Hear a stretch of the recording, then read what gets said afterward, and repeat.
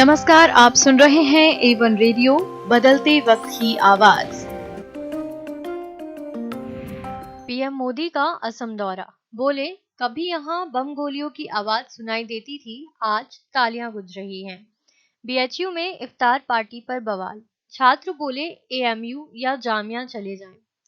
महाराष्ट्र में योगी नहीं भोगी हैं। लाउडस्पीकर हटवाने पर राज ठाकरे ने बांधे यूपी सीएम की तारीफों के पुल।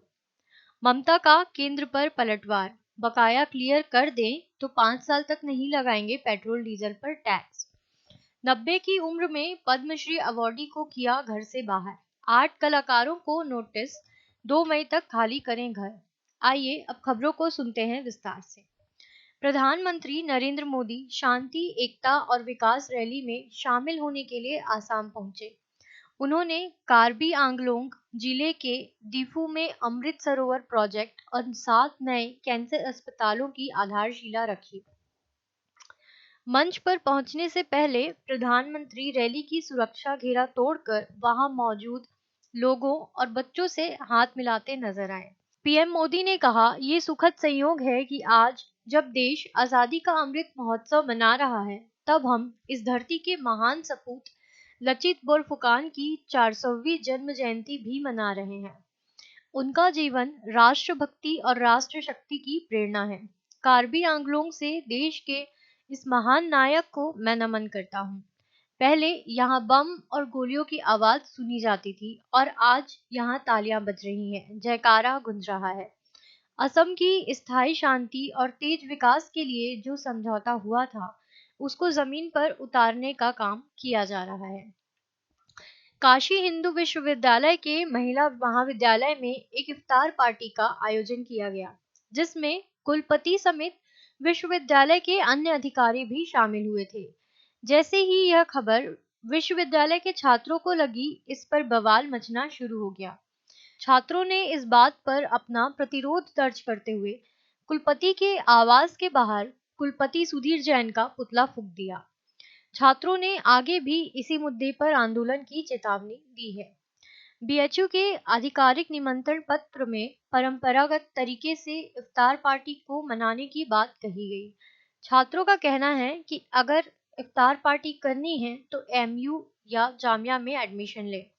हालांकि इस मामले में एडमिनिस्ट्रेशन ने कहा है कि यह एक पुरानी परंपरा है जिसे निभाया गया है।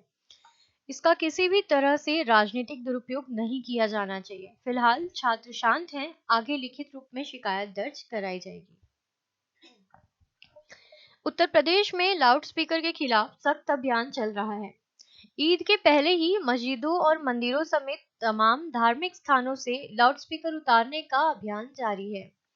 हाई कोर्ट के आदेश और सीएम योगी के सख्त तेवर को देखते हुए प्रशासन की टीम भी पूरी तरह से जागरूक होकर कार्य कर रही है। योगी सरकार के एक्शन ने महाराष्ट्र नवनिर्माण सेना के अध्यक्ष राज ठाकरे को अपना मुरीद बना लिया है।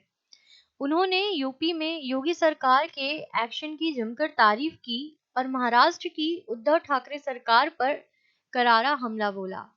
उन्होंने कहा कि महाराष्ट्र में योगी नहीं भोगी सरकार है।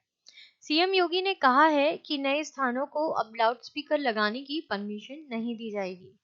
पहले से धार्मिक स्थलों पर लगे लाउडस्पीकर की आवाज इतनी कम होगी कि यह परिसर से बाहर ना निकले।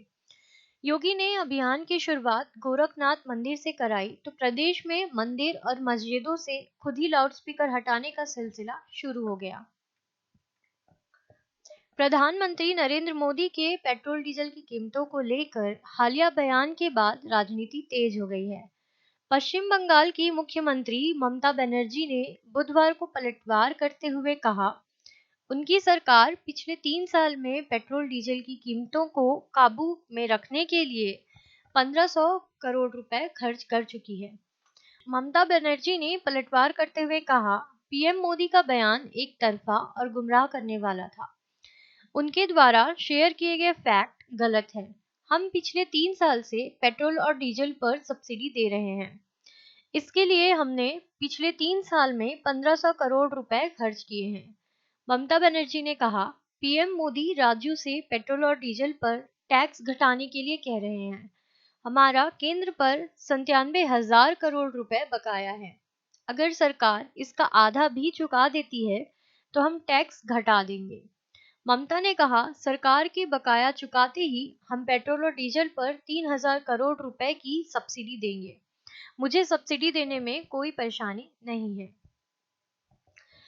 पद्मश्री पुरस्कार से सम्मानित 90 वर्षीय ओडिसी नर्तक गुरु मायाधर राउत को दिल्ली के एशियन गेम्स खेल गांव में उनके सरकारी आवास से बेदखल कर दिया गया।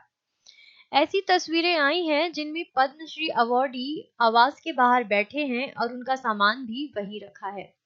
बेदखल करने को लेकर उन्होंने केंद्र की आलोचना की है। उनका पद्मश्री प्रशस्ति पत्र भी सड़क पर देखा जा सकता था।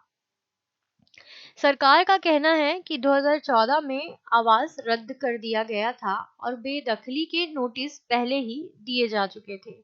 इस मामले पर उन्होंने और साथ ही अन्य कलाकारों ने अदालत का दरवाजा खटखटाया था, लेकिन वे केस हार गए।